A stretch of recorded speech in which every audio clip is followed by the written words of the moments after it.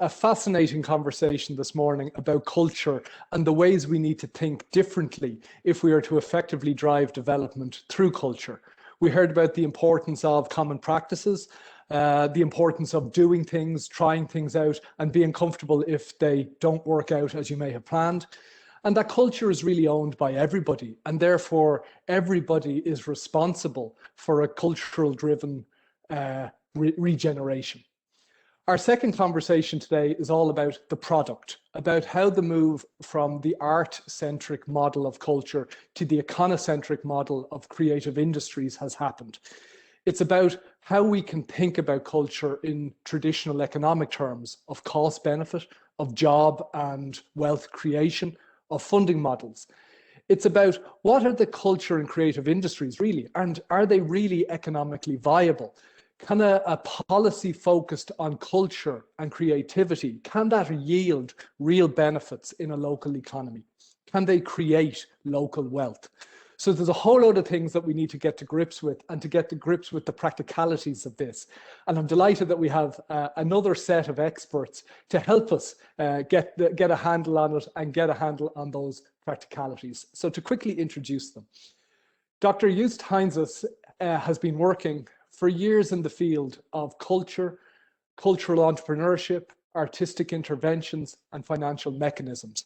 His participation in research on both a national and European level enabled him translate his practical experience in the field and his knowledge of policy making into research concepts and implementation. Laura Nitsuru works at the European Investment Fund, which is part of the European Investment Bank. Laura is responsible there for the cultural and creative sectors, as well as skills and education programs within the strategy and business development team.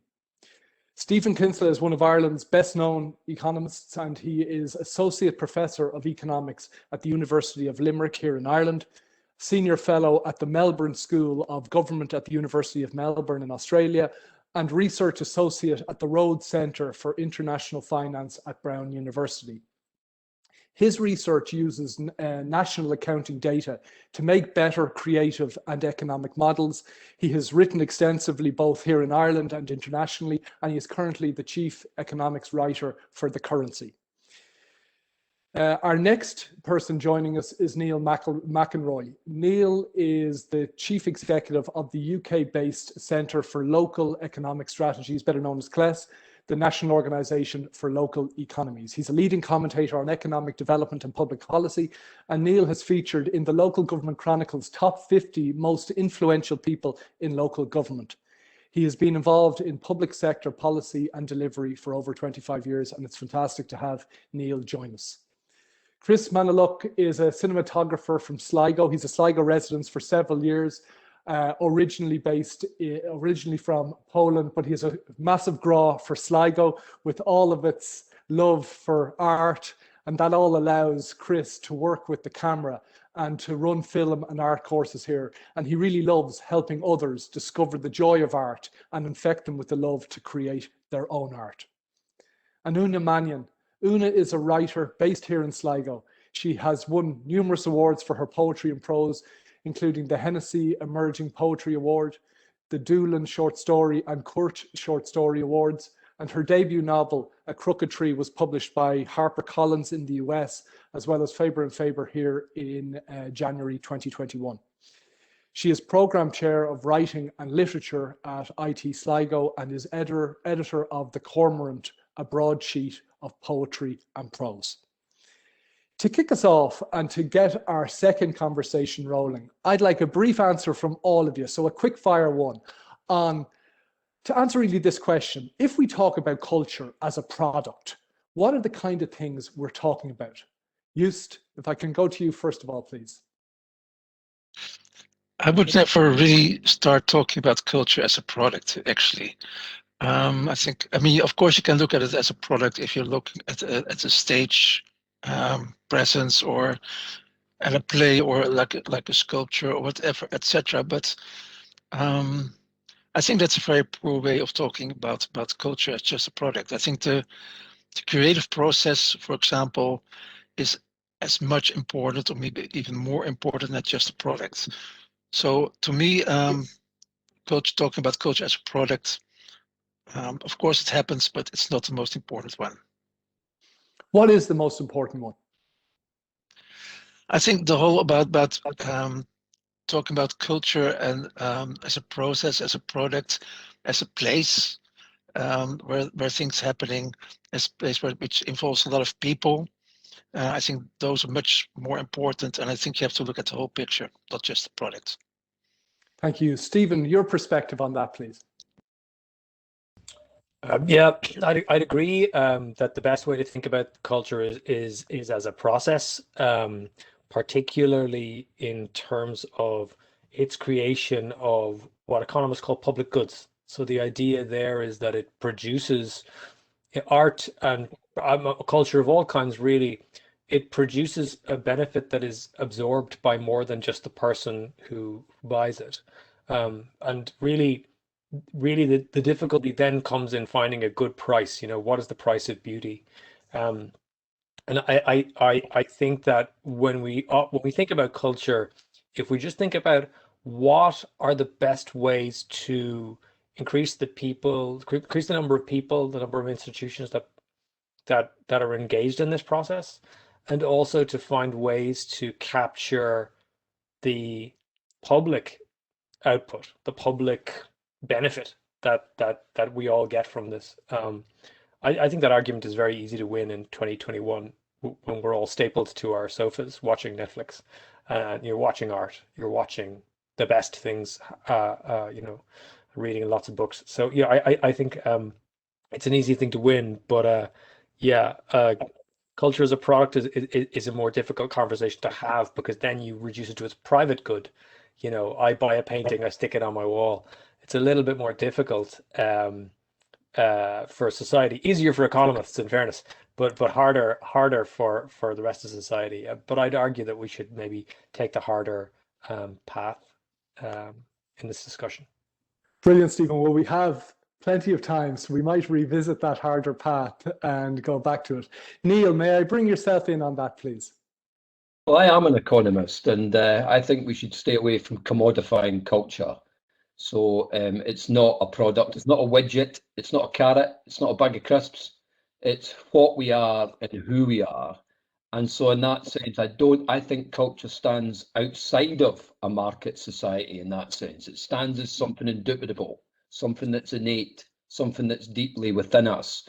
And in that sense, it's much, much more important than a product or something you can commodify. Brilliant. Thank you so much. Una. I'm going to row in and say that I can't see culture as a product, but really as engagement. And I think in Sligo, there has to be buy-in from the town and the people here, engaging different communities and different cultures, youth culture, music culture, all rural, urban.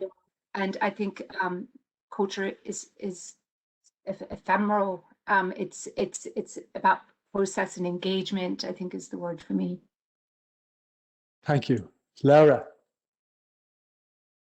Well, I think I will agree with everything that was said before. So I wouldn't see culture as a product as well. It's what defines us. It's the social value that it brings, not only to the one acquiring a cultural product, but to the society at large. And so it's really, really important that we make sure that the culture is preserved, and it's also creating value for the whole society at large. Chris?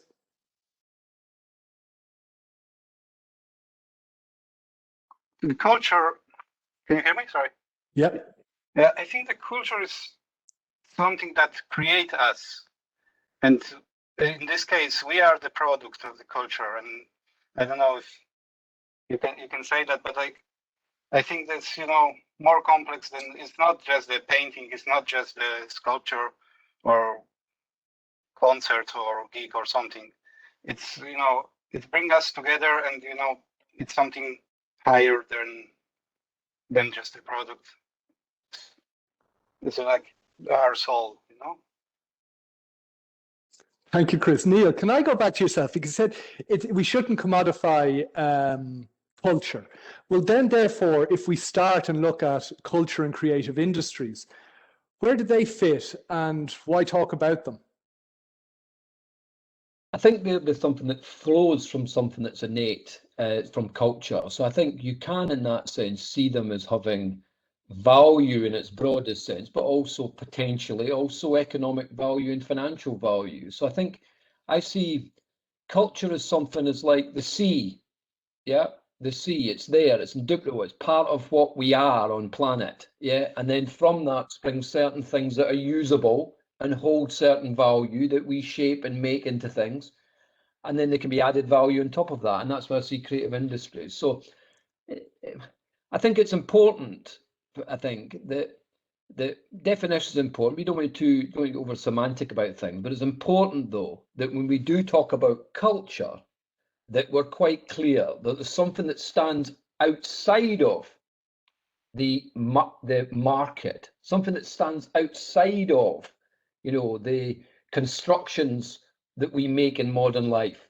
There's something indubitable. There's something that's everlasting. There's something that's that is not something that is just can be created in a product. And I think that's important when we talk about culture. It's not like a widget. It's not like something of that ilk. It's something that goes much deeper. That's the kind of point I'm making about this, not commodifying it. Stephen, what about your own perspective, particularly around the culture and creative industries and that element and that conflict perhaps that can sometimes occur between it being more than just the business aspect, but contributing more to the general culture of the society or the community? So I think a few things. I'm on the board of an art gallery, and I see the work that is done to sort of keep that institution alive. And I find when we discuss as a group how to, make sure that the institution exists to next year, the next 5 years, the next 10 years. Most of the conversations we have are in I guess the language that we would use would be the language of the market. As a consumer of culture, when I speak to my friends, none of us use those words. When I was part of the group that bid for the European Capital of Culture for Limerick, and what we defined the influence of culture as enabling the diversity of experience and expression within the city, and I thought that was a brilliant way of putting it. And then when we thought about designing a policy for artists to really recognize the sheer brutal fact that the actual Minister for the Arts in Ireland is the Minister for Social Protection, and sort of designing that policy to as a pilot, then we went straight back into the language of the market. So it is interesting that we experience it as a non-market phenomenon.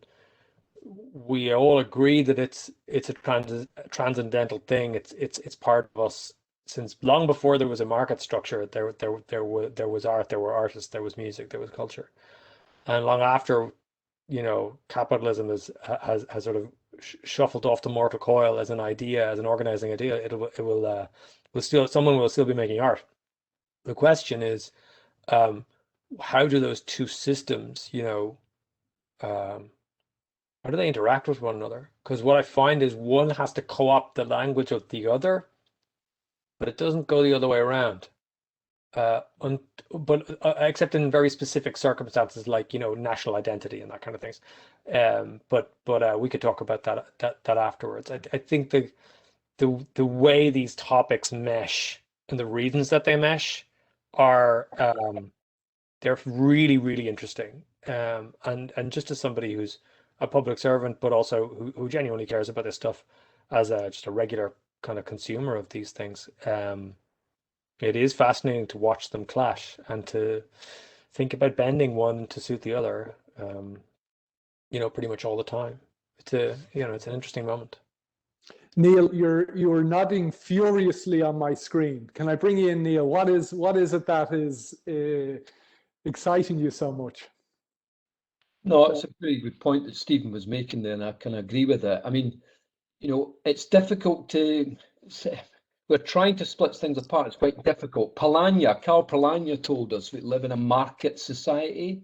That means that all our society is being penetrated by the market, by commodification.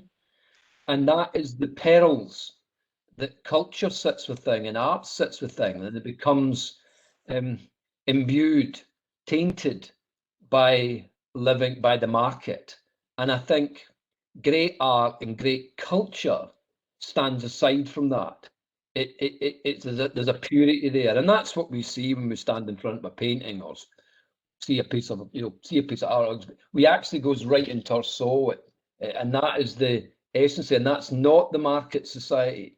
The market society might have got us to actually consume that, but essence something deeper than that. And I think that's the tension here, and I think it's really interesting.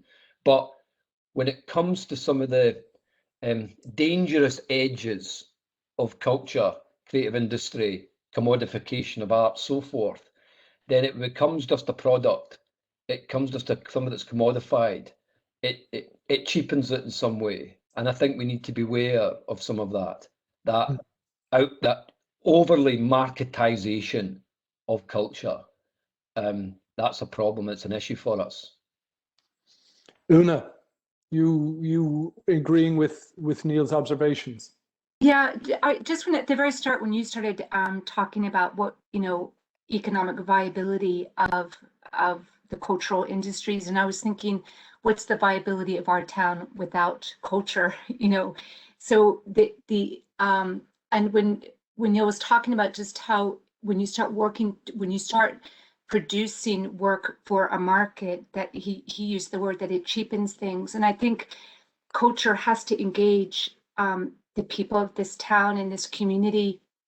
The arts have to engage the people, and if you start producing just for like the tourism market, or if you're thinking always about market, I think we will produce something that has been cheapened. And I think we have to culture is living, and it's about connections, and there's so many vibrant communities here, and it's such a, in fact, it punches way above its weight in terms of culture.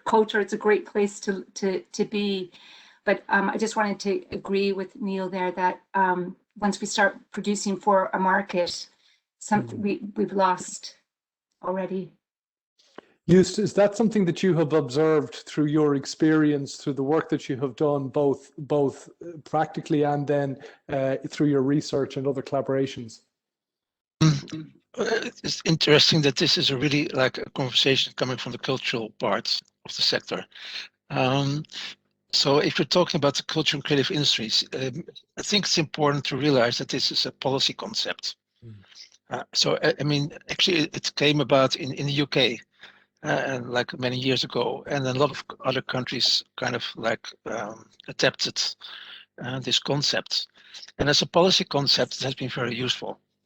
I mean, because of its economic importance, and because that's been growing.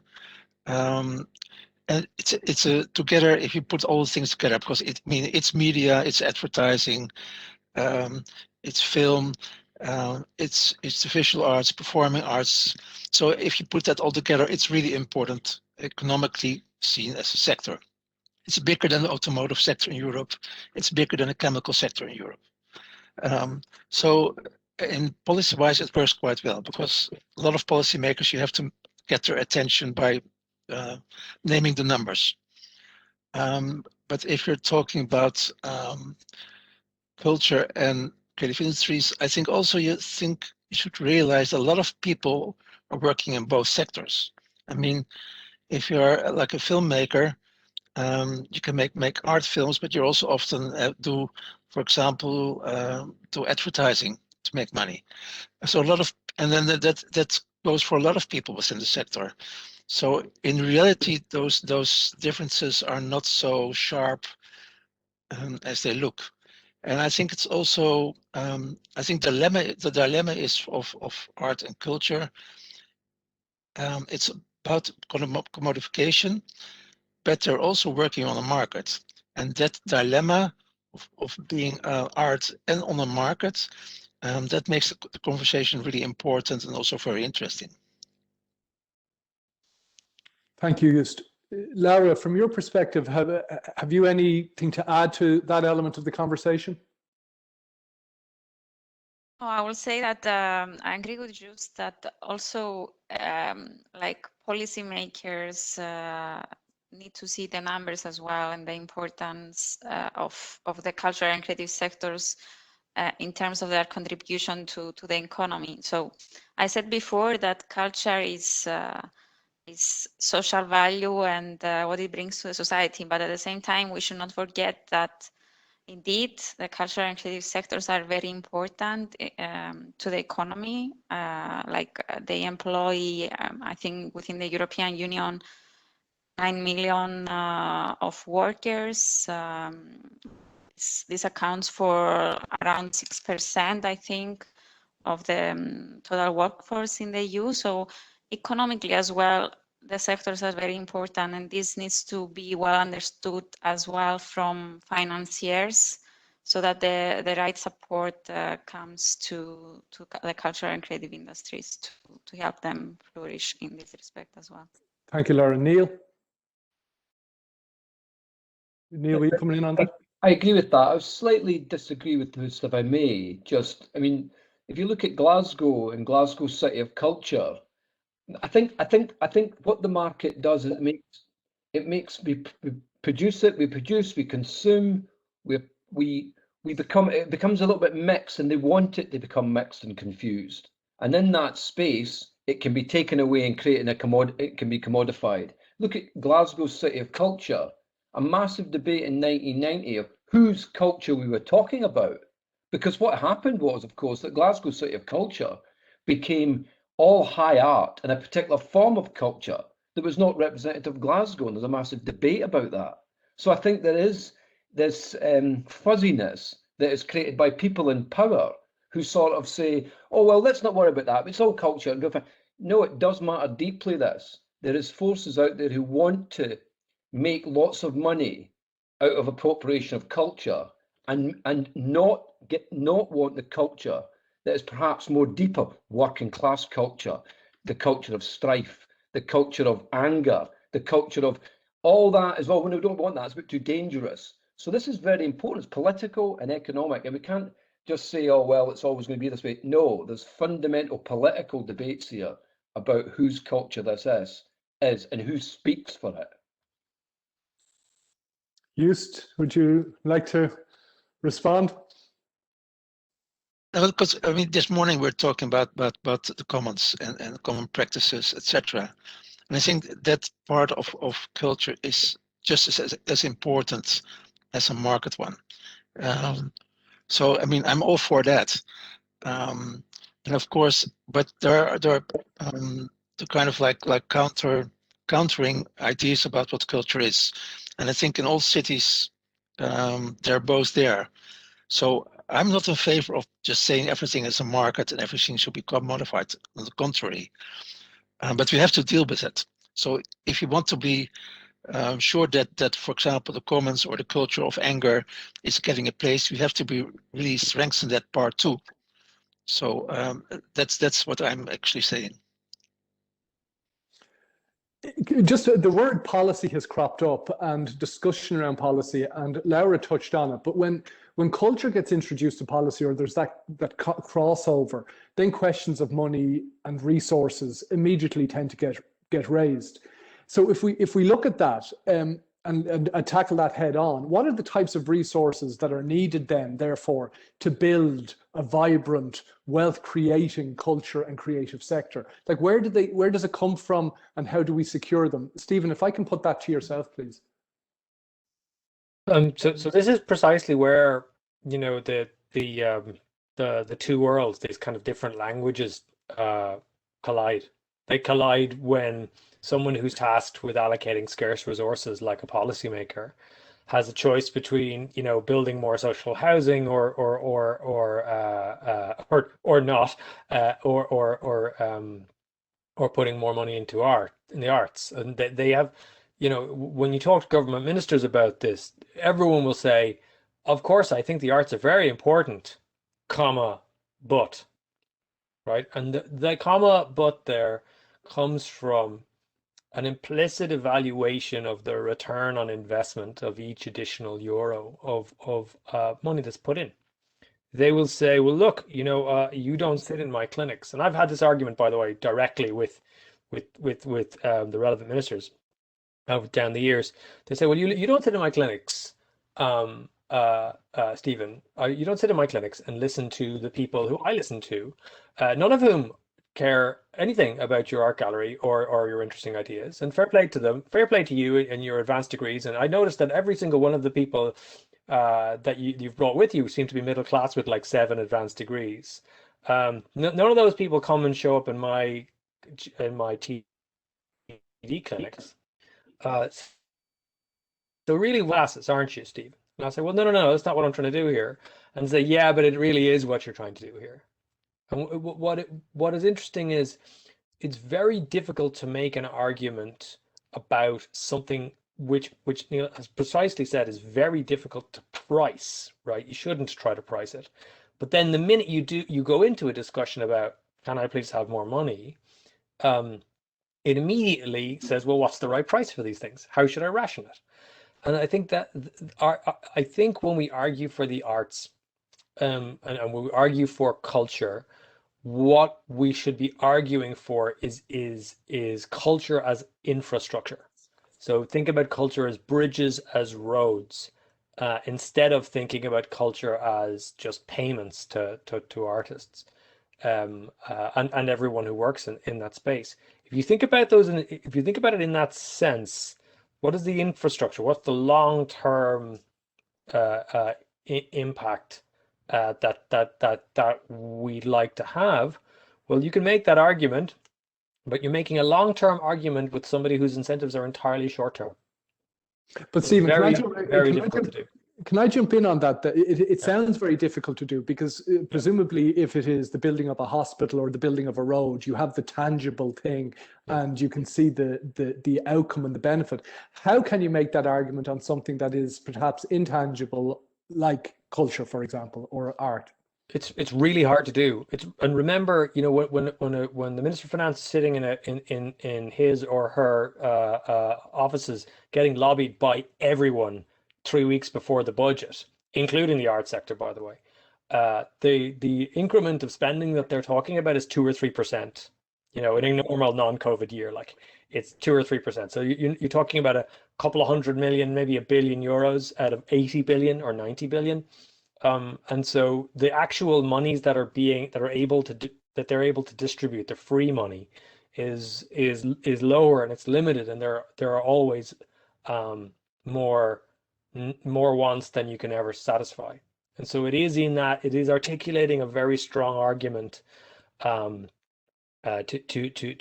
make those things happen that you know this typically survives. It's also probably the case. You know, going back to Neil's really excellent comment about Polanyian's great transformations, and that is that if we think about culture less as institutions and more like research and development, these are where ideas come from. You know, this is a lens through which we pull ideas, where we see these different aspects of ourselves reflected in some sense. To think about it maybe in terms of that, a different kind of societal research and development. But again, like I work in the higher education sector, we haven't exactly had super luck in making that argument either in the last 10 years. So yeah, maybe I'm not the best person to answer the question, Owen. Maybe others have more expertise. Thank you, Stephen. Neil, can I bring you in on that then? Because how do you feel when you hear that, and what's your observations in terms of achieving what we've been discussing, or looking at creating a culture in the creative sector, but needing to secure resources to doing it? Stephen's spot on, and this goes right to the nub, I think, of some of this. You know, what measures matters, and of course, our society, our Western liberal democracies, value return on capital, and it's fairly myopic and short term.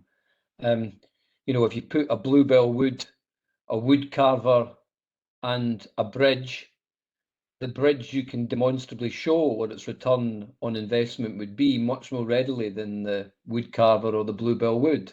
But we know, of course, that there's wider social, ecological benefits and values, just that they're not really accounted for in our modern capitalist society. But it's changing, isn't it? Because we know in this pandemic how things matter more just in terms of the material and also the climate emergency. So we are seeing the extension of the envelope of what we value. And now we've got in Wales, we've got the Future Generations and Wellbeing Act, where in policy terms, we're not just measuring economic growth and return, we're measuring lots of other things.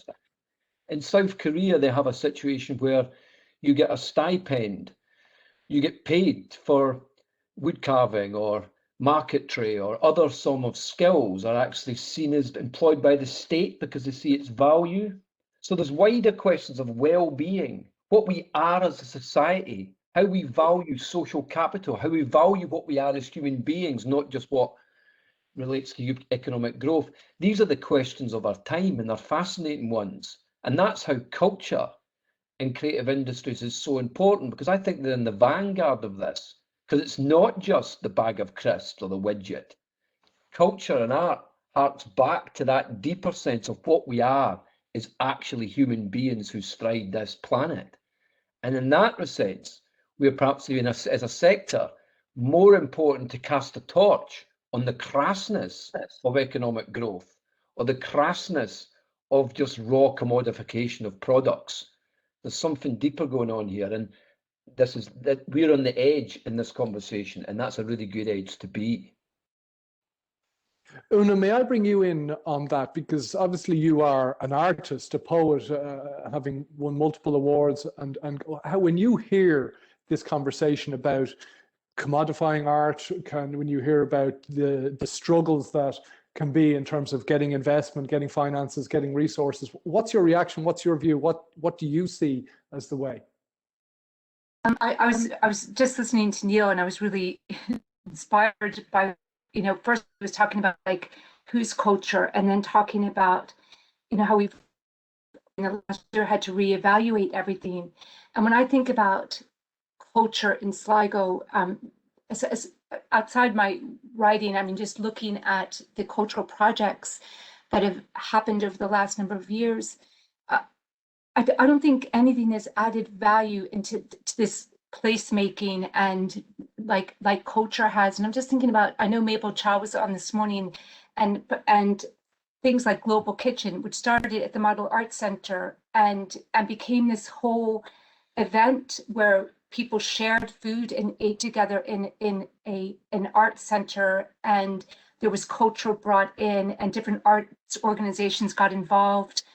Or in 2018, the Blue Raincoats organized a procession through the town to mark Armistice Day, and 500 people walked, or 605 people walked to represent all the soldiers lost from the town. And it was like one of those moments where, like, I saw people from every part of town, working class, middle class, upper class, and in this procession commemorating this event. And I think the second we start, Stephen,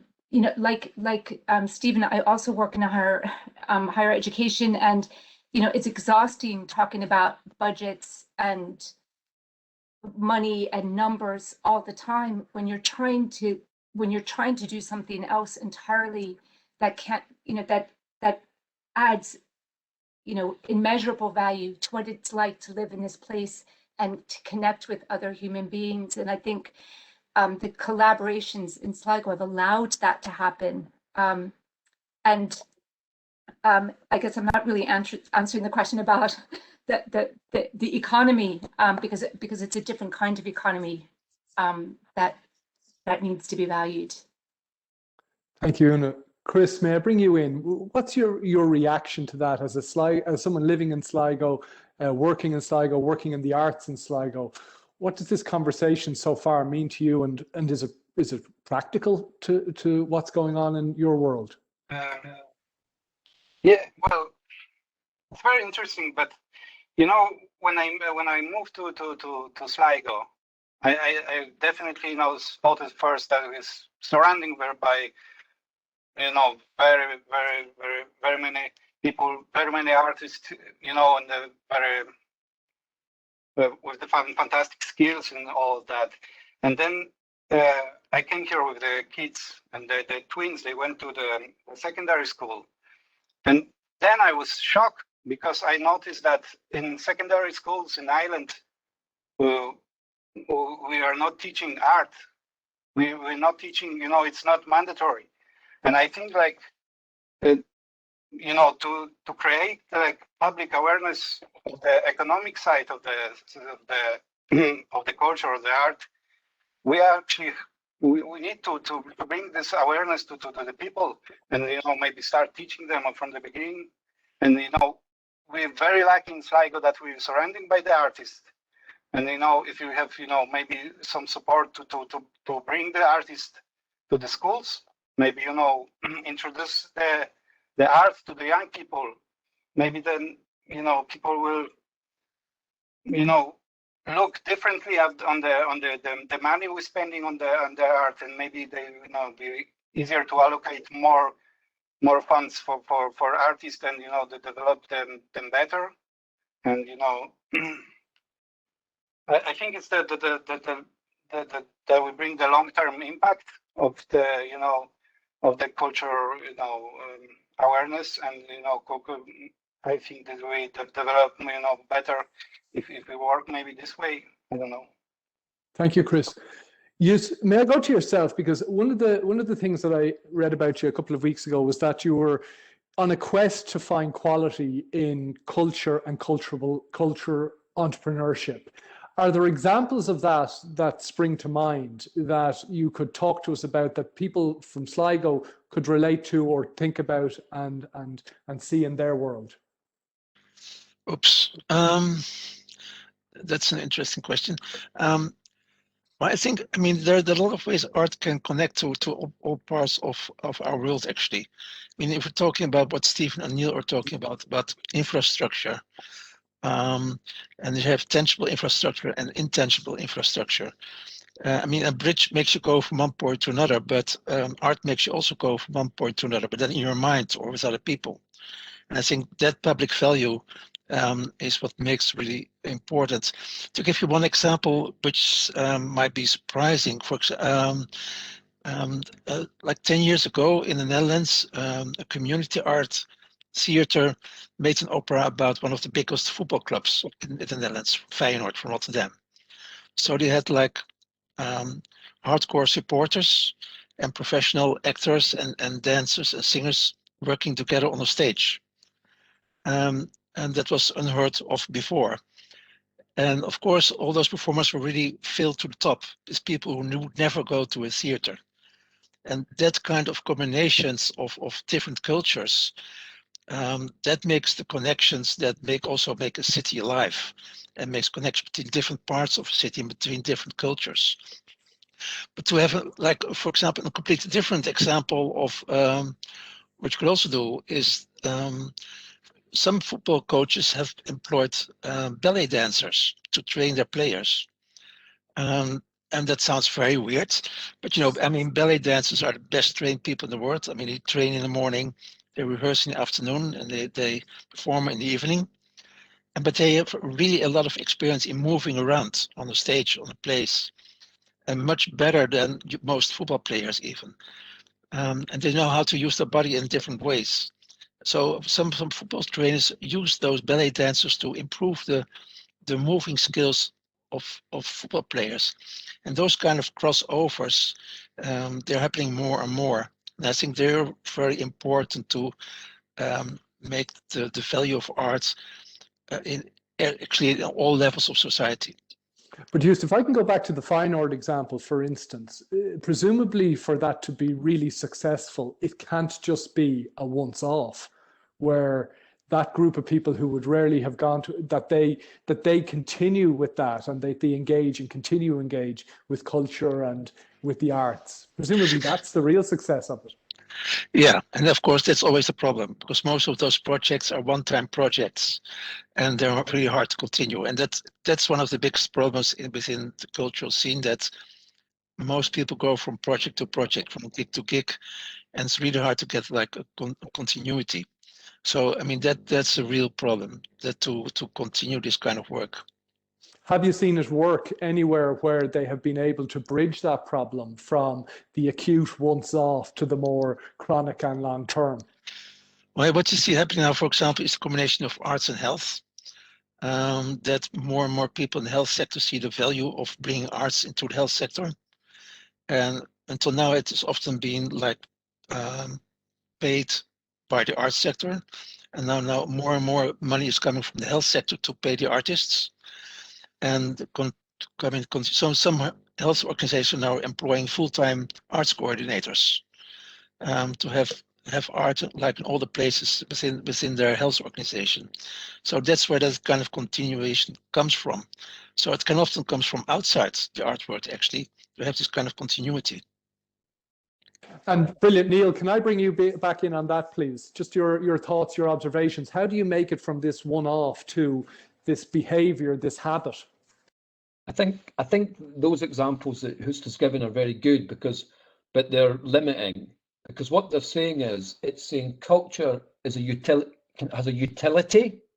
So it's like, let's use culture to help that product, i.e. footballers, or let's use culture as a way to improve health, the wider well-being, so it saves the public purse. I think we need to be wary of always having to have a utilitarian, a utility that relates to either supporting private sector products or actually a boost to the public sector or to reduce demand. There's something we need to invest in it in its own right. So, you know, you could have 1% of public expenditure just goes to the arts because it's just a good thing to do. Yeah, it's just a great thing that we do to emancipate ourselves, to make good about what it is to be a human being. I think that is where we need to get to. So we have departments of culture, whatever it may be, see this as a key plank of how you create a good society. Yeah, it doesn't need to have a necessary utility. It's just a good thing for you to do. So the point about the art in school, why on earth? Of course you would have art in school. Not because it necessarily leads to a degree or leads to becoming an art teacher or leads to becoming an engineer, because it's just actually a decent thing that decent societies invest in. Now, clearly there will be utility and there will be products and there will be things we can make money from, but that is a side, a separate issue, or an additional benefit, if you like, than this broader need to invest. And countries can and should invest in lots of other things, invest in nuclear warheads. They can truly invest in art. But Neil, where have you seen it then being done well? Like if we're saying, okay, you can't do, where have you seen it, what you are suggesting being done well? I think the examples from all our countries to some extent invest in art and culture, and we've got, you know, heritage funds and, you know, arts councils and so forth. I'm saying do more of that. Yeah. Also, like we're in South Korea, where they invest in those human intangible assets. Yeah, those intangible assets, and they invest in people that produce those activities.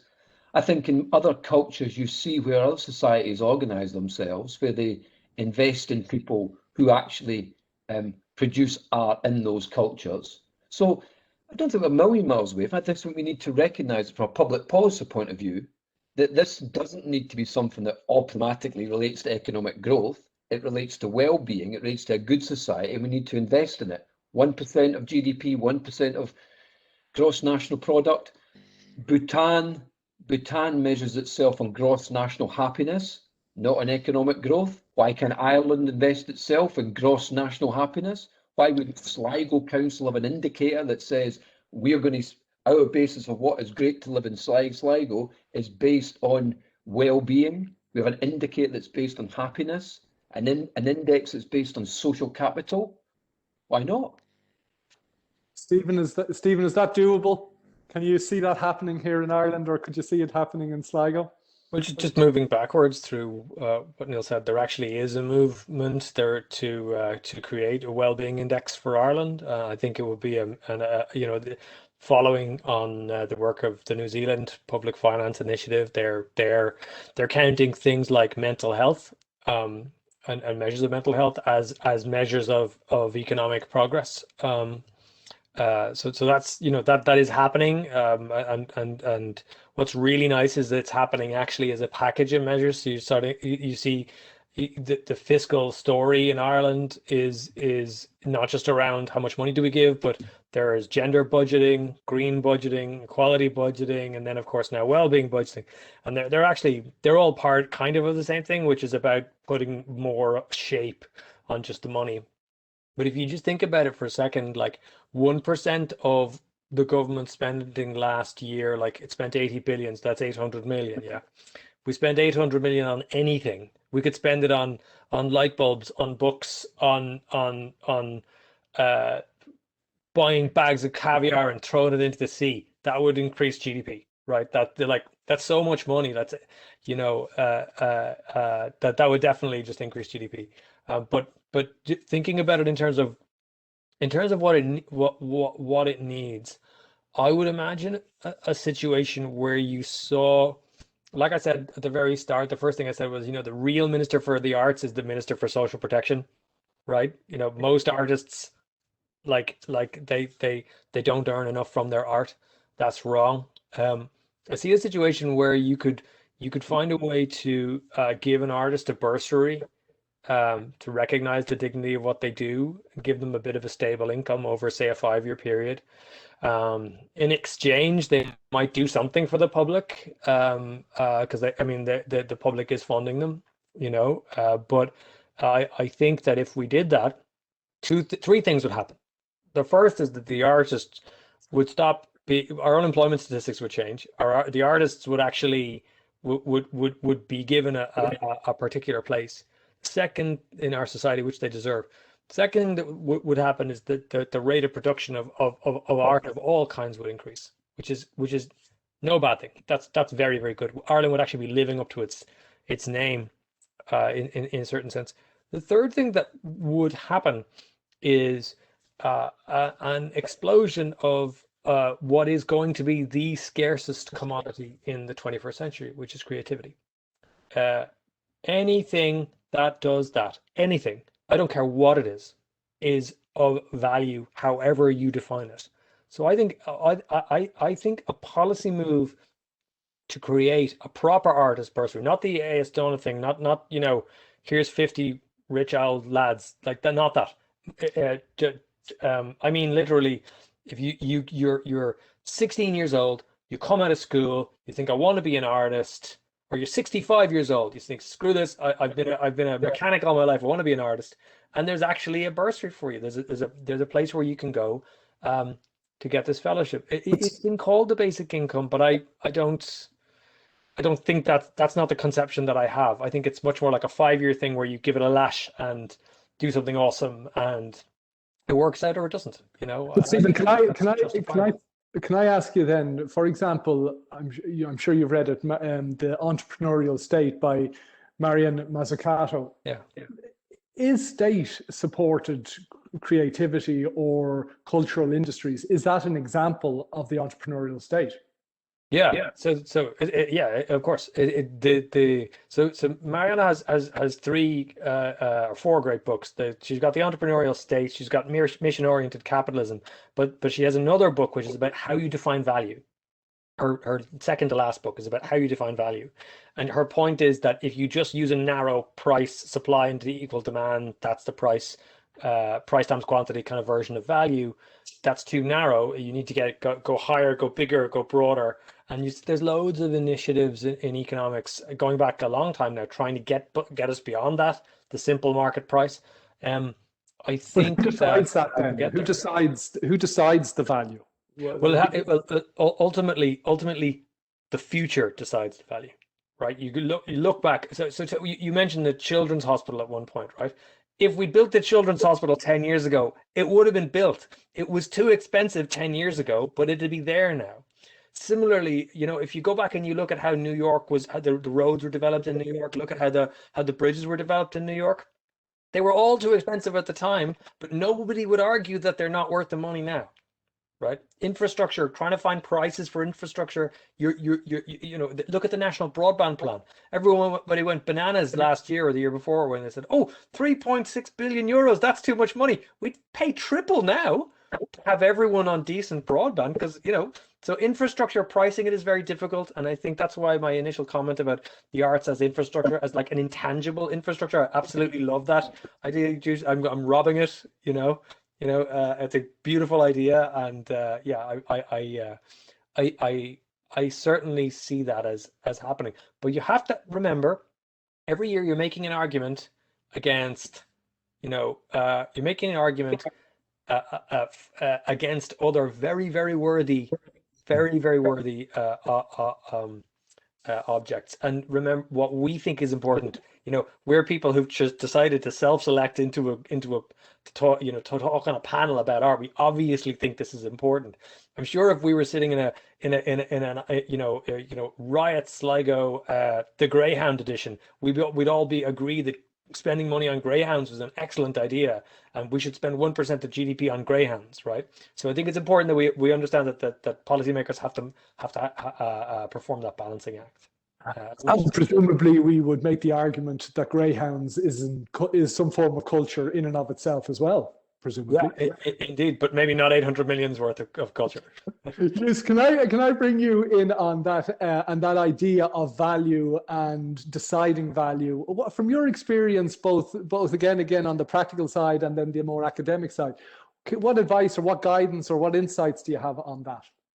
Well, I think we'd like to go back to the idea of Stephen about the bursary of 5 years. In the Netherlands, we had something like that for like 8 years, and it was like a loan on working income, and people could get like just a little bit below minimum income for 4 years.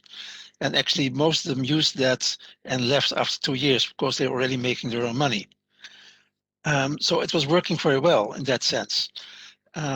And then, of course, economic crisis came in 2008, and then they abolished all that. And people are still asking for it to come back, which probably will not happen because we have a kind of right-wing government.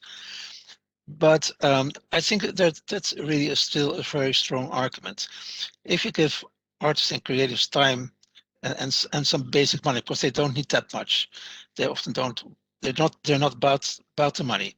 If you give them time to make great stuff, they will be of very much public value, and it will also be art value, because I think everywhere they go, it starts with the value of the art itself, and that value can be translated into public value, into health value, social cohesion value, all kinds of values. And just about like the division between like fundamental research and applied research. We need that fundamental research, and it's very hard to get money for that these days. But we really need that because it very often starts with kind of innovation, start there. Within science, but also in the arts. I would love to have like a research into all kinds of innovation and to look where are the origins of this kind of innovation. And you would probably find a lot of artists at the start of a lot of innovations if you're really looking back and tracing back the origins. Thank you, Just. Una, may I bring you in on that from again your perspective, both professionally, creatively, and then also where you're based. What do you feel? What's your reaction when you hear the commentary and discussion that has gone on for the last couple of moments?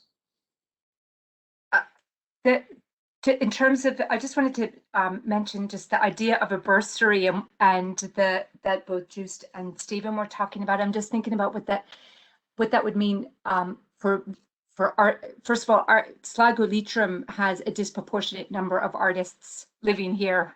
I think compared to any part of the country, they flock here and try to eke out an existence and make work. But invariably, life demands, that they do other types of work. And the idea of someone being able to do their craft and work at a discipline and to have some kind of supplement for that, particularly in terms of writing. I suppose I know so many writers who are often asked to do work, unpaid work, this, and you've probably all seen over the last year, on their Facebook pages, art is work, and I love that idea, and it's interesting for you say that it was successful, that it worked, and that people actually came off the bursary after 2 years. So from my perspective, and I suppose because we're always thinking about, I teach in the IT Sligo, and I teach in the Yates Academy, which is a kind of a suite of cultural courses from architecture, creative design, which involves product design, fine art, performing arts, writing, and literature. And I suppose one of the things is that we're always thinking about employability for our students. And I suppose the reality is, if you're training actors or you're working with writers, the likelihood that they'll make a living out of that specific craft is really limited. And the idea that there would be some kind of state subsidy to give them time to be practitioners, to try. I just want to second that and say, it would be amazing. And, we do try to give our students like transferable skills, and, that they can work in publishing related fields and all of that. And to build, citizens, I guess, it's not just about teaching a craft, it's other things. But I love the idea of the bursary. I don't even know if that was your question. Sorry. No, you're very good. It was absolutely that in terms of the reaction to what we had heard. So no, that's absolutely brilliant, and leads me to Laura. Actually, Laura, I'd like to bring you into it, because I think it would be fair to say here in Ireland right now, investment in culture and the creative industries primarily is state driven, or certainly the state has a fair hand in it. Even for SMEs in general, getting finance or availability of debt finance can be limited. Are there models, from your experience and the work that you're doing, are there models of debt finance for developing culture and creative sectors in Europe and applying that here in Ireland? Sure. So I think Ireland follows the same path, instead of in terms of having cultural and creative sectors primarily supported by public resources. So this is something that we see across Europe. And I think the reason for this is that the cultural and creative sectors financial ecosystem is still an ecosystem that needs to be created. And there is the role of Europe and the European Union, because with public support, what we try to do is to actually enable investments into the cultural and creative sectors. And by investments, I mean flow of financial resources that will allow the actors of the cultural and creative sectors to develop businesses and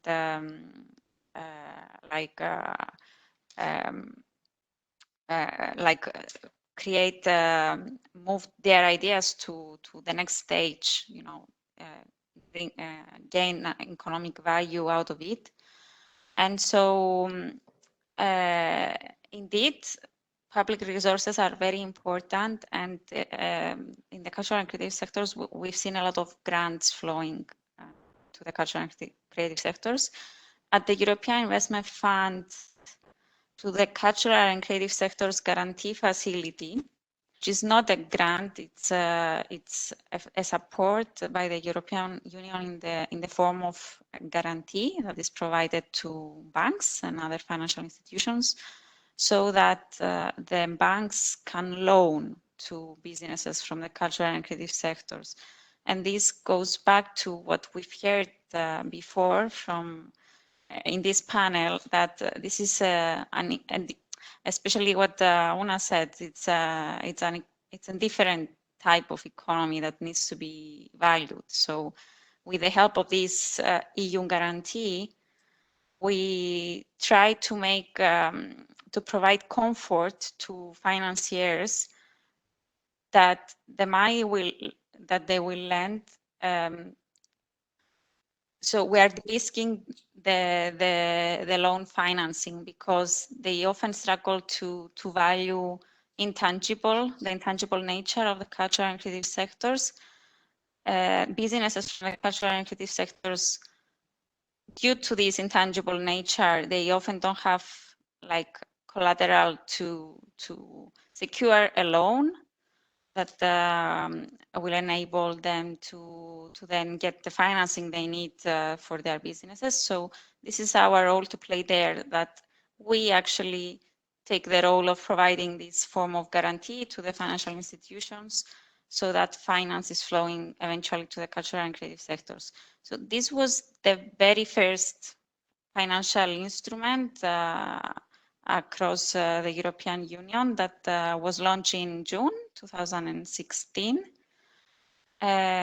specifically targeting the cultural and creative sectors. And we've seen with the great excitement the success of this financial instrument, because it has been welcomed in 24 countries.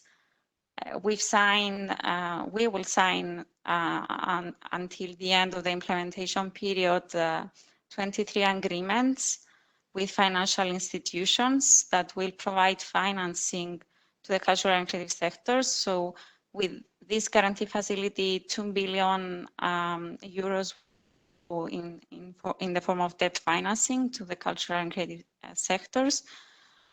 But why I love these specific facilities, because alongside the guarantee, the financial guarantee that we provide, we also launched in 2018 a capacity building support, precisely to tackle the specificities of the sectors. So the intangible nature, the fact that IP needs to be valued, the fact that the cultural and creative sectors are not necessarily understood by financiers. So with the capacity building support, which basically technical assistance to financial institutions to better serve the cultural and creative sectors, meaning that we help them understand how to value IP, we help them to identify potential loan like borrowers, so to somehow quantify the market and see that there is value there. We help them understand the business models of the different subsectors in the cultural and creative sectors. And Laura, may I jump in? Have you perhaps an example of where this would have worked, or where you would have provided that help and support that you might be able to tell us about? Sure. I will not name one specific financial intermediary. I mean, it's all public information. They are available. The names of our partners are available on the website. But one specific example of the capacity building support is, for example, because this is mostly a market-driven instrument. So a bank applies to the open call for expression of interest, and we partner up with them to provide the guarantee. Normally, we've seen that banks start with the sectors they feel more comfortable with in terms of understanding them and in terms of track record. For example, the audiovisual sector, we've noticed that is much more advanced in this respect. So we've seen banks working with us starting with this sector, but through the capacity building services, they requested from us to basically help them understand better also other sectors, so that they could develop the right offering for them as well. So this is one example, and I think it's a really, really important form of support. It was the first time we embarked into this type of support alongside the financial part, which is equally important. And I really hope we will see it continued in the next programming period of the EU. Thank you, Laura. Stephen, can I bring you in on that? There doesn't seem to be a huge amount of interest being expressed by Irish banks in relation to what Laura has just talked about. Why do you believe that to be? Because there's very little competition. There's essentially two banks. When we teach all of our students that in a duopolistic or monopolistic system, the best thing that the monopolist or the duopolist or the oligopolist gets is an easy life. And so yeah, I think I think you shouldn't have unregulated competition in a banking sector, but a bit of competition is no harm. You know, modulo one Anglo-Irish bank. But yeah, I think this is only to the good. One thing we should realize though is applying to banks for, you know, relatively risky finance, the bank will take its own cost of funds into account before doing anything else, even with a risk-weighted guarantee from a European entity. So it may end up being relatively costly and very difficult to justify the return on investment, you know. I think that's an important point. The other kind of major element is you know, I'd be very interested to hear who's applying for these loans. You know, I think if you're going to get involved in something like this, you have to be very willing to absorb risk. So I'd be really, I mean, I think it's a fantastic initiative. The question is, can you make it as broad based as possible, and really get like you know, Neil was talking about having the voice of a working class community heard, for example, right? Do we have working class artists applying to these funds? Obviously not in Ireland, but you know, that's the kind of thing I'd be very interested to see, because of course you want it to be as broad based as possible. Can I give some examples maybe? Oh, yeah, sure, yes. Because in Netherlands we already have like a loan supply for quite some time, not guaranteed by the European Union, but lots of microcredits supply already, like between 2 and 10,000 euros, and also between 10 and 50,000 euros. And what you see is that, for example, of course, you see the first sectors who are a little bit more commercial intended. So like indeed audiovisual, but music production. If you want to build a new studio, or as a visual artist, if you want to buy your own studio, you can apply for a loan, and that's happening a lot. And I think also what's important is that it doesn't only have to be a bank that can apply to the guarantee fund. There are also other financial intermediaries who can apply, who already have experience in financing. Because most commercial banks indeed will not be interested, because they want really tangible assets, and they find it very hard to value intangible assets. And also because the loans they want to give out are usually quite large and not small ones. And most of the need for loans are smaller, like between 20 and 50,000, 20 and 100,000 euros. So those are very important aspects. But the loans are working. I mean, and of course, the sector is being perceived as very high risk, but actually default on the loans is quite low. So those loans are really working very well, and actually default is much lower than the usual bank defaults. So I think it's really worthwhile to develop that more. Lara, can I bring you back into that? Your reaction to what we hear from Just and Stephen? No, I think what Stevens asked is that he's interested to see what sort of, I think, also financial institutions, but final recipients, so the recipients of the loans, are benefiting from the guarantee facility. And there I will say that, first of all, if I start with the financial intermediary side, we do have commercial banks that applied. Actually, we have a mix. We have also specialized financial institutions that they serve the cultural and creative sectors systematically, and there it's of course more obvious to convince those players to work with us and do more and provide more debt financing. But why we call this facility a success is because we were able to bring in other financial institutions that they were in fact not serving these sectors before at all.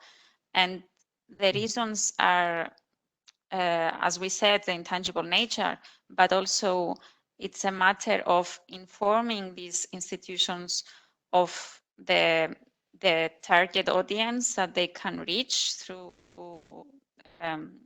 in the cultural and creative sectors, because often they don't see, you know, the value of this sector because of the lack of information and knowledge of the sector.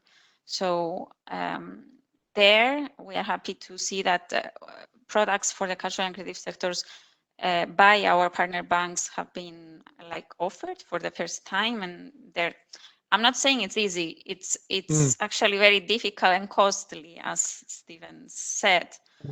But with the European Union support, that's what we are trying to do to avoid this risk. Yeah? May I ask, the EU are also introducing equity finance, is that right? So yes, we hope that we will introduce equity financing. So in the European Union, the programming period it works by 7 years. So the previous programming period ended now in 2020, and within that previous programming period, we had the launch of, as I said before, the very first financial instrument that was targeting the cultural and creative sectors. And because of the success of this financial instrument, and because the European Union acknowledged the value of the sectors beyond the economic value, as we said before, indeed, now in the next programming period, what we are trying to do together with the European Commission is to support further the sector by the continuation of the cultural and creative sectors guarantee facility that we had in the previous programming period, but also enhancing the support by launching an equity intervention. Super. That, exactly. And how do we do that at DIF? It's basically that we typically invest in funds as limited partners. So we provide more capital to these funds in order to invest in the policy objectives that we want to support, in this particular case, the cultural and creative sectors. So fingers crossed. Thank you, Laura. We expect this to happen this year. Thank you very much, Laura. Neil, may I go to yourself? I've seen you speak previously, Neil, where you spoke about community wealth and the concept of community wealth. Can you describe that for us? Can you talk to us about how we go about creating that local wealth, and where does culture fit in around that? Yeah, thanks. Good question. I mean, community wealth basically is a form of economic development that says that wealth is a defining feature of all economies. Who has it? Where does it go? And how do more people get their hands on it? And in that sense, it seeks to turn the flow of wealth, opposed to a flow of wealth that goes to the Cayman Islands or extracted from our places in the form of return on investment. It sticks more. It flows through our streets, our communities, in the pockets of our people, our citizens. So it takes the community, it takes the economy back to the roots of the word economy, which is oikonomos, keeper of the household. It takes it back to the idea that we should construct an economy that truly serves us, serves us, our people, our homes, our hearts, our places. And so it's a growing movement across the world, started in the US.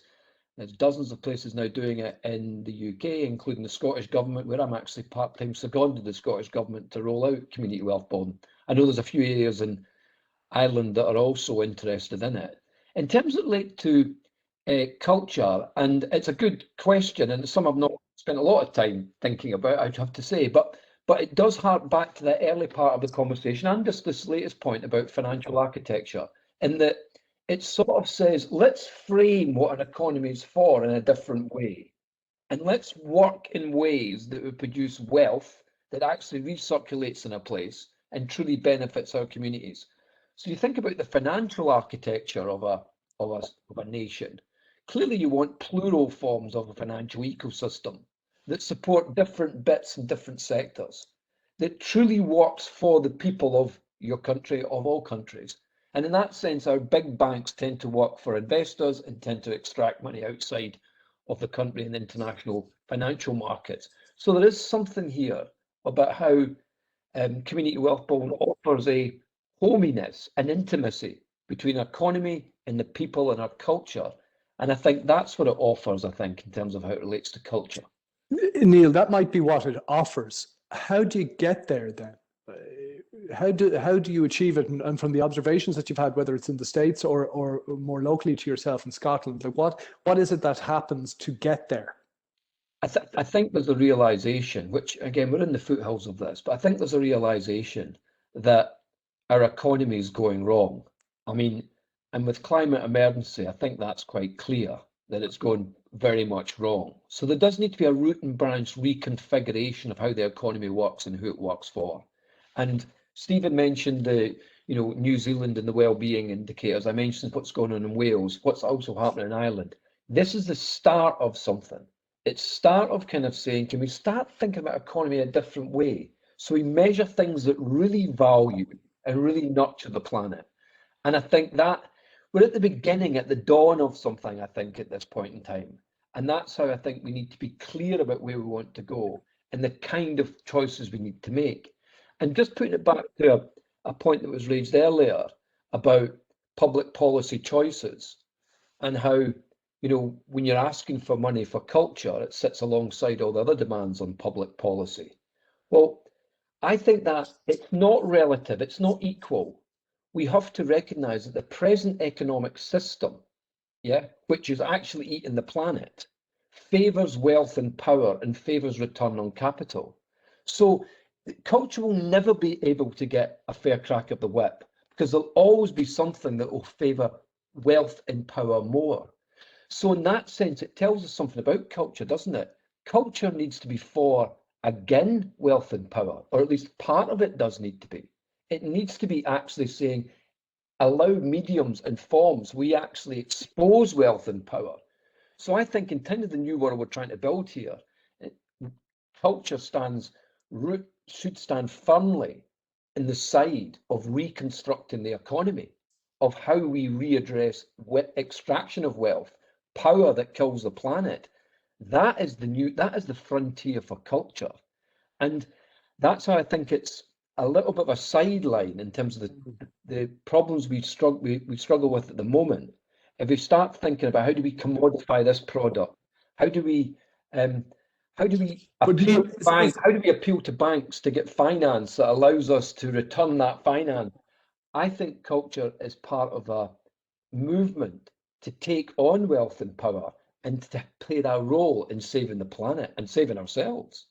I think that's fascinating. Aspiration, let me push it back to you. Is that achievable? Is it doable? Or is it hopeful? There is no alternative, of course, because we're facing the crisis of unprecedented human history. And so there is no alternative. How do we mobilize ourselves to attack and address the problems of wealth and power, which we can't deny is actually destroying the planet? How do we align ourselves as a community, as people, against those forces who are destroying the planet? Culture and the role of culture is central to that. We need to use that as a way by which we start to address the problems of wealth and power. And what I put back to you, what other ways do you think could we actually address climate emergency without the mobilization of the people against the forces of fossil fuel capitalism? How else would we do it? Is culture not the way? Well, I am completely undereducated for that, but I do know a very leading economist here in Ireland. Stephen, answer that question for me. And how do you react when you hear what Neil is talking about there? And is it, from your perspective, is what he's saying, again, not only it may be necessary, but is it doable? Yeah, it is necessary, it is doable, but there's a spectrum. Sometimes art reflects power. It justifies it. It enables it. Uh, Half of the art markets in the world exist as tax hedges. It's a perfect example. You know, they line. There's a reason that the great art of the world lines as many corporate boardrooms as public galleries. You know, so in one sense, it's a handmaiden to power, right? In another way, you know, again, just to take the Pollyanna example, you know, if art is part of the system, well, it plays its part in the system, but it's also there to transform the system. You know, and acting as a reflective bridge between one generation and another is a very, very powerful thing. Guernica is the obvious example, but you know, people know a lot more about that than me. If I think about the art that fundamentally pushes against the system, like if it really if it was all orthogonal to the values of the system would definitely not fund that. The system would probably say, thank you for that, but also no. Right? You don't put if your car drives on diesel, you don't fill it with sand, right? So I think it's an important point. Like our art that's fundamentally anti-system won't be funded by the system, even in a you know it'll be deemed too politically sensitive or whatever. But I do think that I do think that like if art is about ideas set into some context and it is about some person trying to speak in some sense to other people in some way, then like it has to be that it justifies and sort of reflects the concern that everyone has about the environment, right? And I can imagine a situation like where some deeply subversive artist, you know, gets their art and you know it's lining the boardrooms of these you know, sort of the worst polluters and somehow reflecting back to them the consequences of their actions. I don't know, but I do think it's a spectrum, and I do think either you're enmeshed with the system, you're slightly against the system, or if you're totally orthogonal to it, I think it's going to be a very hard sell asking that system for a bit of dot. But there is a transformative role that it plays, and that's why I'm really interested in it actually. I'm interested in anything that can affect the transformation, and this is just one of them. Thank you, Stephen. Chris, may I bring you in on the idea of the community wealth, the local wealth, you living and working in Sligo, you living and working in Sligo in the arts. When you listen to what we have been discussing and when you think about the applicability of what we've been discussing to your world and to Sligo, what's your reaction? So, first of all, I think you know how you mentioned there the public support for the artists, that would be fantastic, because what I'm finding, you know, it's great to have the tools like the loan you can get, and you know, but the loan, I would say it's supposed to come later. If you get the support first, and like I work with many artists, and so many times we did the jobs and paying for free just to be there, to be part of the art and to promote the art. I do like many concerts or gigs for free, recording and edit and everything. And it's like many others, which the money is not important at the first. You know, if we get like the public support first, then when we develop the you know our art, we can you know look for the loan and to bring this you know further. But I think that the first thing will be you know to get the support at the beginning, especially for many young artists, and you know to encourage them to create. And it's hard to create the art if you have to go you know and work 8 to 5 the other job you know to keep you going.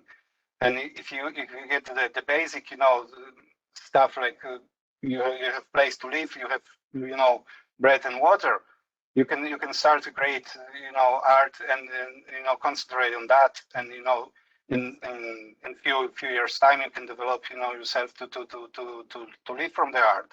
But I think the beginning is important, to and also the way how if you get the loan later on, how complicated it is to go through the process, and how hard sometimes if you're trying to get the grant or something, and you're looking to refill like 15 forms, and then 2 are missing, and it's the problem with the bureaucracy, and the lots of hard to access tools also is very difficult for us here.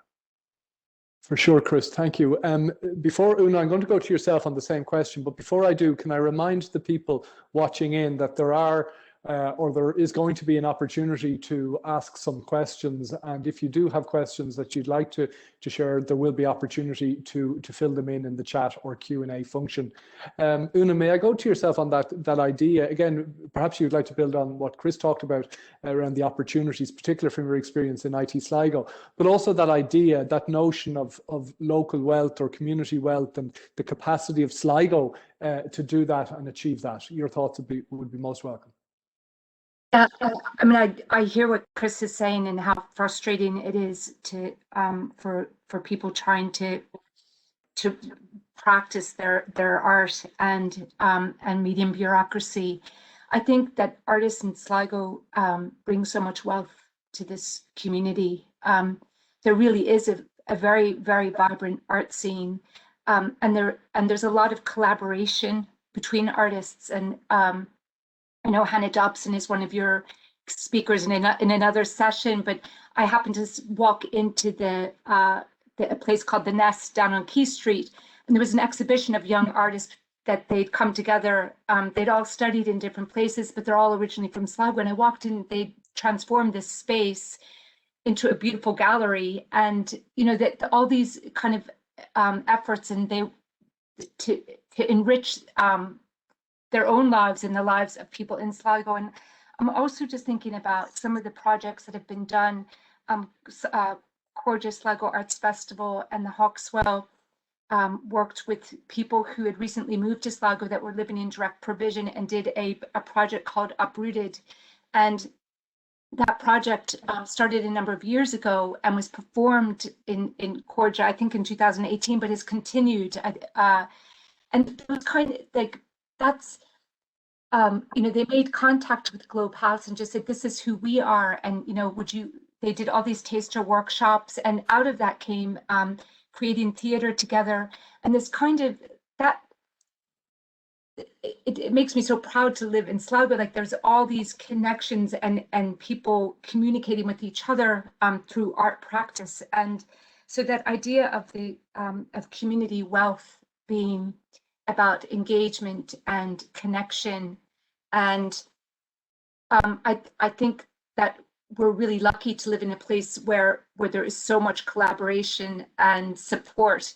And I always think that Sligo is like a lot of little umbrellas. There's lots of little, there's Sligo Corja Arts Festival, there's the Hawkswell, there's the Blue Raincoats, the Model, the Yates building, there's all the library, but they're all, they come together on projects, and there's the great synergy happens because of it. So I think more investment in community wealth, and I like the idea of a revolution to save the planet, to second what Neil's talking about. And just to say, I think capitalism will always try to consume what opposes it, and commodify it, and we always have to be artists have to always be making interventions and be creative to fight the system as such, but to save ourselves, to quote Neil.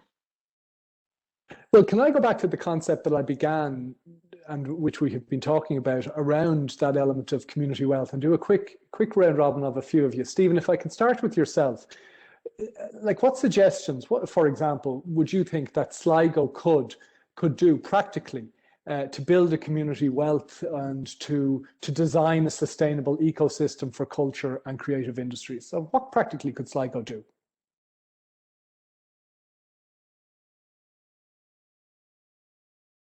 If anything. No, I have too many things. I need to sort of marshal my thoughts. Okay. The first thing is genuine community engagement is about listening. It's not about talking. So that means that the well-educated middle-class people shut up and just listen to kids, older people, and everyone about what they want.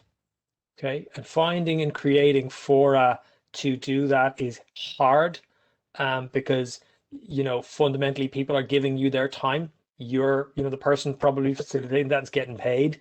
The people whose information is being sort of absorbed and their passion and their expertise is not. So finding some fora where that happens is really important, because that gives you a baseline from which to move. Second thing is, I genuinely believe that community wealth comes from increases in social capital. Now, social capital is a weird word it's an economist's word that used to be called poverty, right? So when you didn't have any physical capital or relational capital or human capital, you'd social capital. You just had who you knew because you had nothing else, right? And so it's that kind of bastardized thing of like you need networks to make things. So anything that creates a network that is able to do things is very good. I find Irish culture tends to be categorized by many small communities of committees that maybe committees that don't necessarily talk to each other or like each other, but do very much the same thing very inefficiently. So there's some of that. Third big idea is about finding ways to capture and store wealth. Wealth is just income that's been accreted over time, some flow that's come in that we just keep. Sorry, we're back from school. Definitely don't get changed here, okay? Okay. Yeah. Thanks, love. The third thing is finding a way to store and capture the wealth. So like what? Like what? So what's a university, right? A university is just a place where people have stored techniques about it's a technology for storing ideas and transmitting them over time. It's 1,000 years old, right? There are loads and loads of, in fact, art itself is a kind of technology for doing that. So a really simple example of this kind of concept is a festival, right? So what's a festival? It's just something that happens every year, and you build the festival in every year. So the event is the thing that captures the knowledge and pulls it forward. Something like that, where the actual wealth is kept and it's banked and then it's extracted from and added to. That thing is just really, really powerful. But remember, wealth is all about ownership. Something, someone, some organization needs to own it, And I don't mean own it in the sense of that's mine and you can't have it. I mean, that's mine and I'm going to make sure it'll be here in 10 years' time. It has to be someone's problem to fix. So those are me. I could go on all day about this, but I won't. I'd rather listen. Well, that's brilliant, Stephen. So if I could echo, and you can tell me if I've gotten you wrong, that really it's genuine engagement, listening to people and what they want. It is that element of developing the networks of social capital, and then the third thing is the ownership of the wealth through things like festivals, for example. But that it has to be somebody's responsibility. Yeah, and somebody has to feel like it's their job. It might actually be their job, who knows? But it's their job to transmit and move things on. Otherwise, it ain't going to work. Thanks, Stephen. Just may I bring yourself in on that question around the practical things that could be done here in Sligo to build that community wealth and to design the kind of sustainable ecosystem for culture and creative industries? I'm thinking actually about a kind of parallel domain, which a growing domain is like community financing. So community financing is about shared ownership of resources which are important to the community. If you think about art as an important resource of the community, how about a community taking ownership of that resource? Of course, I mean, there are places which are being shared ownership by now. And I think that could also be helped like by match funding. I mean, there are private funds who love to fund this kind of community ownership. It mostly coming from the social domains, not directly from the art domain. But I think a combination of this art domain and social domain, where people take ownership, for example, of their own community, of places in the community which are important for them, which could house art. I think that would be like a practical step towards building wealth locally. Thank you, Just. Neil, I'll bring you in on it. What can be done practically in Sligo? Well, I think it's been touched upon, but owning assets, I think, is key. I know a lot, so I think if the... When you say assets, I mean, what do you mean?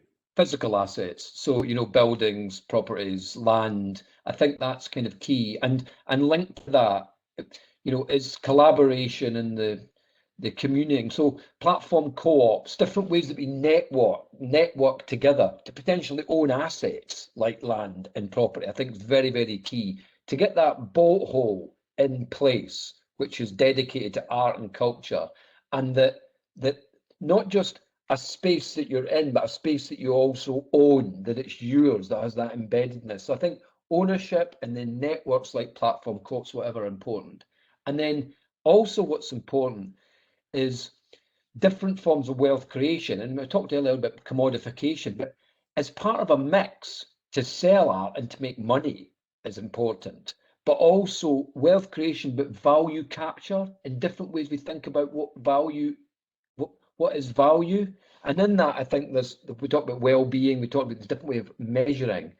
Also, all those other large institutions that are in Sligo that have got big presence, the college, university, there is one, the local authority, those anchors have a role, I think, to buddy, to work with the art community, artistic community is so important. So those big trees, those people that have got lots of land and property and assets and finance, how are they valuing art and culture? I think they've got a key role here in this. And Neil, do you need somebody to pick up on the word you said, tree? Do you need somebody at the top of the tree providing a vision?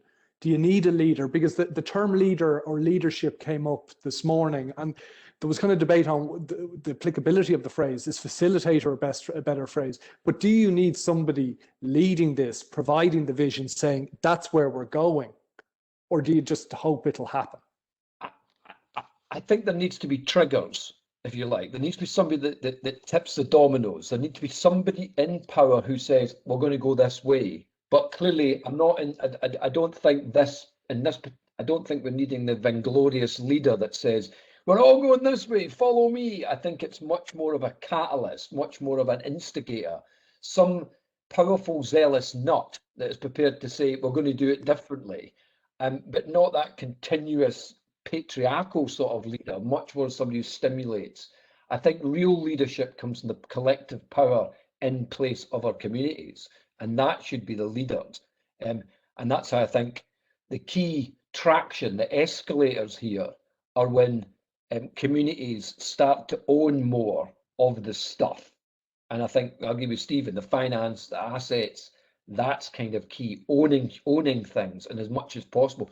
We know ourselves, don't we, whenever we go, when you've got artists who've come together, who own a workspace, who own an element of the infrastructure, then you know you've got that ballast, that bedrock, on which a whole range of other things can grow and develop from. So I think that's a key thing. The more you can have of that, the better. And of course, the pandemic has opened huge opportunities, certainly I know in Scotland and England, because of the decline of the town centre as such, and there's a decline in prices. There's a huge opportunity to reimagine our town centres, not as places for just consumption of goods, of consumer goods, but actually consumption of art and culture, and the repurposing of those spaces.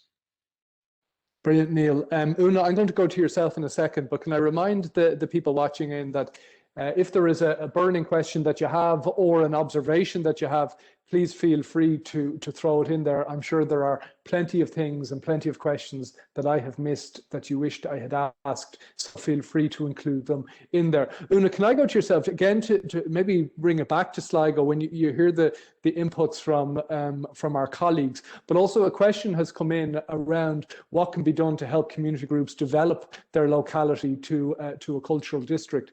What are the kind of thoughts that you have? What's your reaction to the inputs that the guys have made? Yeah, I just something that Neil was just talking about in terms of spaces post-pandemic, and Sligo town pre-pandemic probably has some issues with empty retail spaces. I'm not sure how familiar the panel are with that. So that reappropriating some of those spaces, those empty spaces for art. I mean, that has happened, and there have been like pop-up galleries and you know, different things have taken place, but it'd be great to see more of that. Just in terms of what can be done to community groups to develop their localities and culture, I think what Stephen was saying earlier about that ability to listen, and I think that for me personally, I think I work on a broadsheet in Sligo. It's a broadsheet of poetry and prose, and we publish established writers and writers who've never published before. So like Kevin Barry might sit on a page next to someone who's publishing for their very first piece. And we try to always include Sligo writers. And I think one of the things that I've had to learn to do a little bit myself is not come in with an idea of what I think the thing should be, but trying to listen to groups and connect to community groups. And I think there's so many opportunities from, you know, there's all kinds of communities out there. And I was thinking while people were talking earlier about some of the things that have happened with young people lately, like there's a musician in Sligo who does theme nights. His name is Kieran Quinn, and he does these theme nights with teenagers, and I can't tell you how popular they are. And all the teenagers go and listen to their mates singing, and there's the jazz school, and there's all these things that have happened kind of organically out of the community. And I think kind of there's Neil was talking about, you need someone like an instigator or trigger or tipping the domino, and I think there's a few people like that in Sligo who are never in front of the scene but are behind the scenes making things happen and helping people get finance to do different things. So it actually, as a cultural, like culturally, there's so much here. I would just love to see it expanded and protected. And yeah, I'm not sure I answered the question. No, you have, but do you feel then that there needs to be a structure, a strategy put around it that brings all of that together, or is that too formal? See, I think a plan, obviously, you know, there probably needs to be an arts policy or an arts plan, but one of the strengths in Sligo is there's a lot of collaboration between different groups, including IT Sligo. We collaborate with the library and we host an author series and an open mic. It happens every month. There's lots of things that happen because groups are collaborating. So the Blue Raincoat and Corja are collaborating. That's how the Cormorant, the broadsheet that I help edit, that came out of Tread Softly Festival with the Blue Raincoats kind of giving us a push. And I think that that's the strength in Sligo, that there isn't one person in charge. There seems to be a really collaborative communal effort. I think our challenge is to make sure that we're speaking to all the diverse groups of Sligo and including young people, working class people, new Irish, that we're getting that broader capture and that we're learning to listen. Thank you, Una. Chris, has that been your experience? Because I know that you run classes, you try and bring art to other people, you work in the industry through your cinematography. Is that your experience? Is that your feeling of it? Would you like more or less? Actually, well, I should mention Kieran Quinn, and I started to work with him, you know, many years ago, and I record lots of his concerts, and every time Kieran making the team nights, he always invites new people. It's like it was 26 or 27 concerts now, and they're not every time new people coming to play, then new people coming to sing, and I noticed that at the beginning the people which he gathered together in the concert, they didn't know each other, even if they live like 10-15 kilometers from each other. They never played together. The connection was made by the concerts, and then he started doing the teenage team nights, and the kids from different schools were connected, and they through the music they kind of create a new community, and they support each other, and then now they play in different configurations and stuff, and I think like there's many people like Kieran who's doing that. That's very very very very encouraging that there are people like that, and like from my point of view, when I'm teaching usually working with the young students, and we're doing lots of short videos, so short movies, when they create the screenplay, and we go through the process and we create the video at the film at the end. And I would like to see the place where I can go and show the videos, the movies for the public, make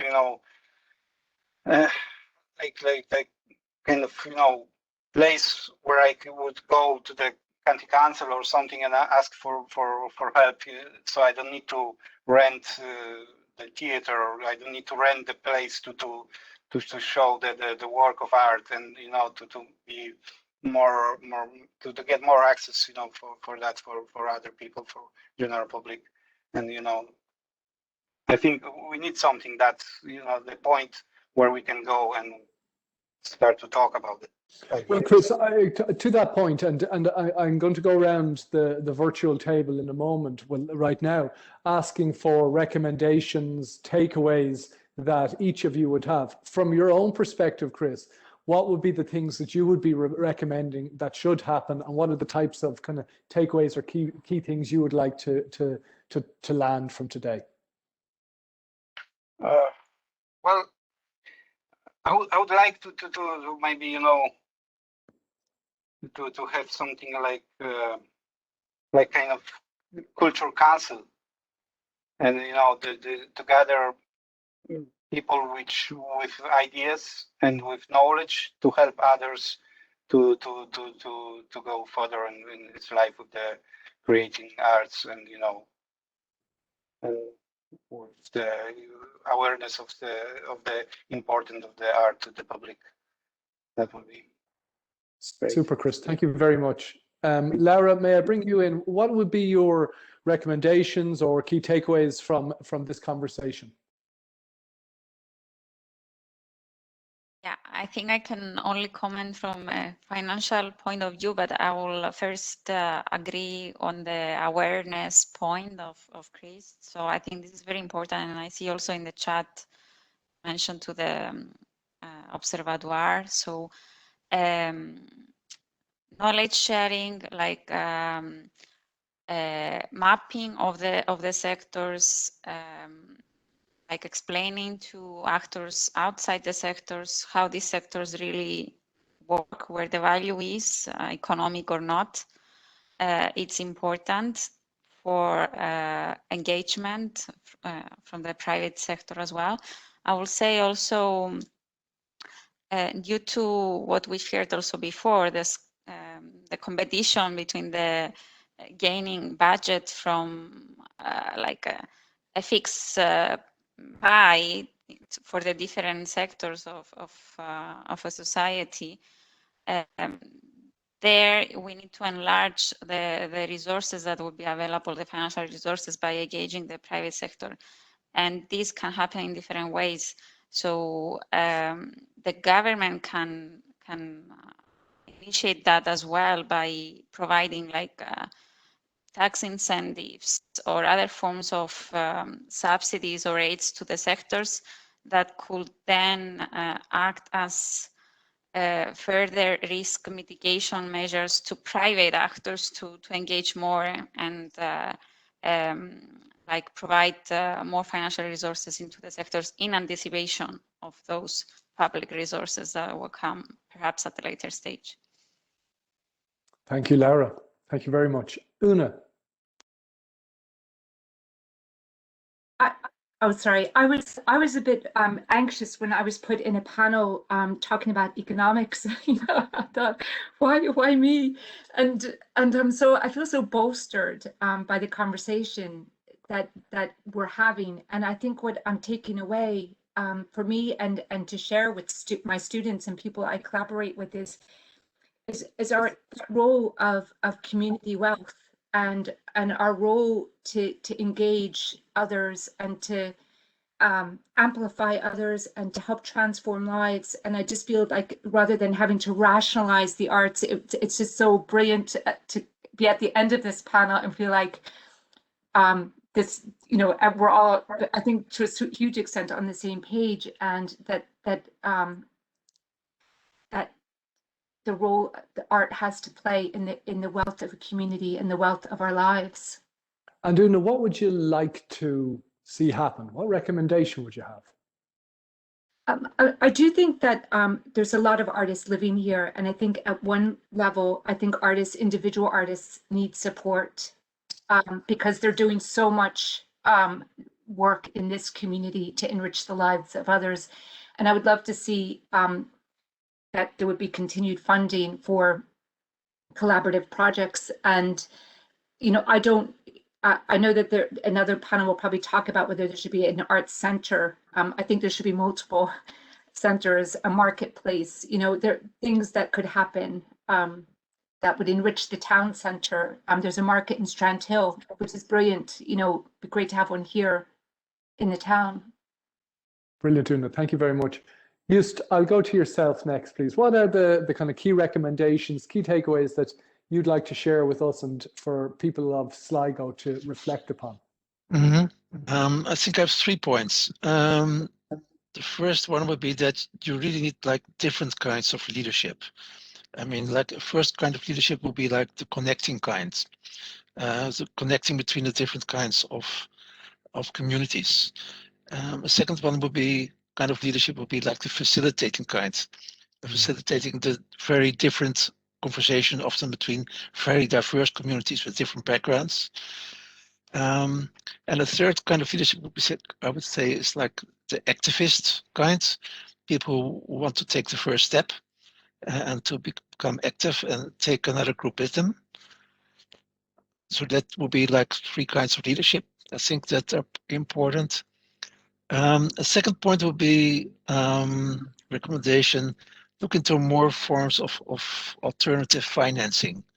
And not only about grants, but also about loans, about community financing, about crowdfunding, about how to create a common assets, etc. I mean, try to find some more ways of doing that. And the third recommendation would be to have more of these kind of conversations. And that would be,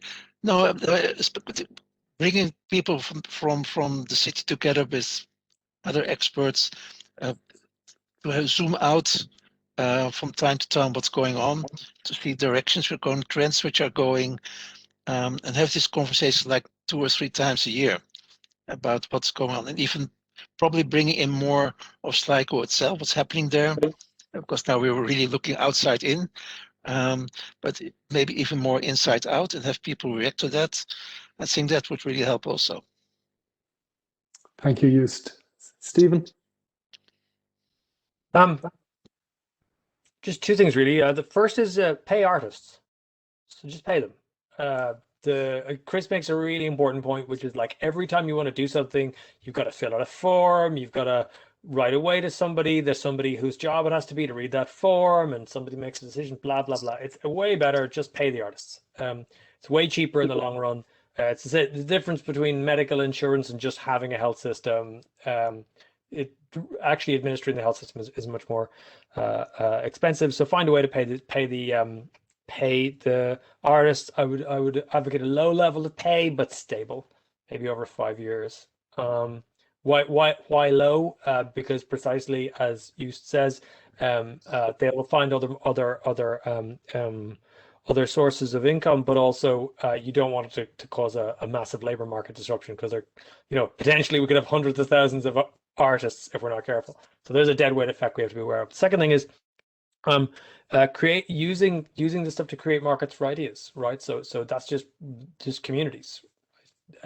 Where and what are the best ways of transferring good ideas between people?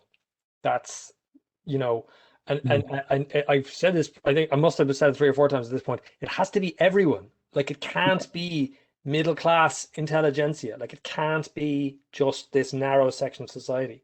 Art is for everyone. Sorry, Stephen, has to be wider. Sorry to interrupt you, but hasn't that always been the challenge? That yes, it is always been the challenge, but you've never had a technology that can distribute an idea with a marginal cost of 0 before, right?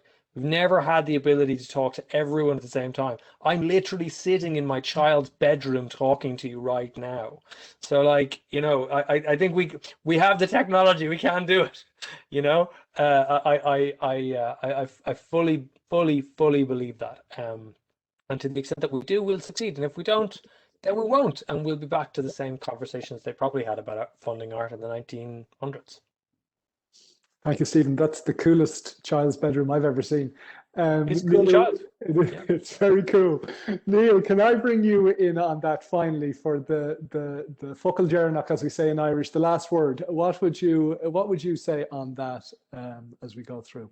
There's 3 things very quickly, but the foreshadowing those 3 things, I think, is a key point, which is, there's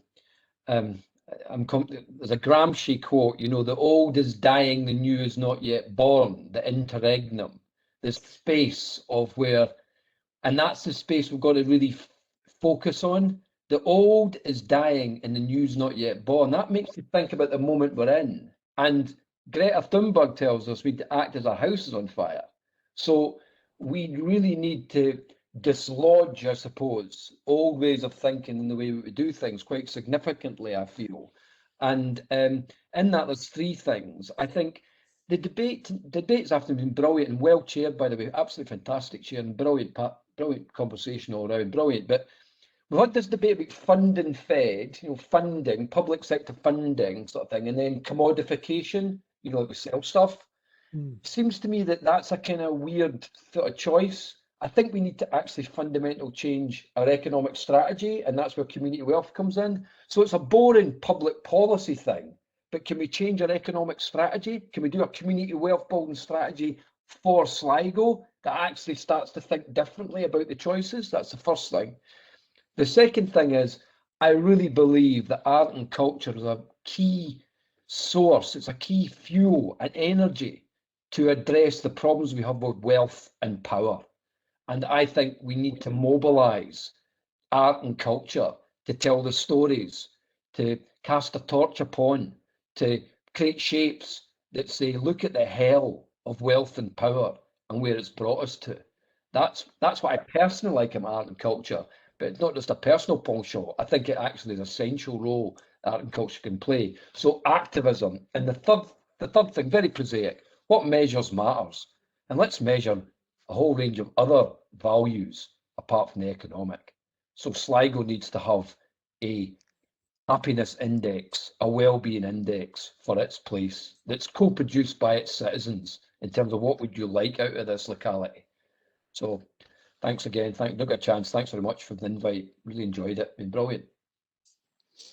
Well, thank you, Neil. And on behalf of everybody watching, may I say Gurmila Maha Agwiv to our contributors, to Eust, to Laura, to Stephen, Neil, Una and Chris, for your brilliant contributions, for giving up your time, for challenging our thinking, for challenging each other, and for the level of preparation and contribution that you put in today. We really appreciate you giving up your time and making Sligo and Riot Sligo what it is that we were hoping it would be. So, Gurmila Mahagwiv Galer.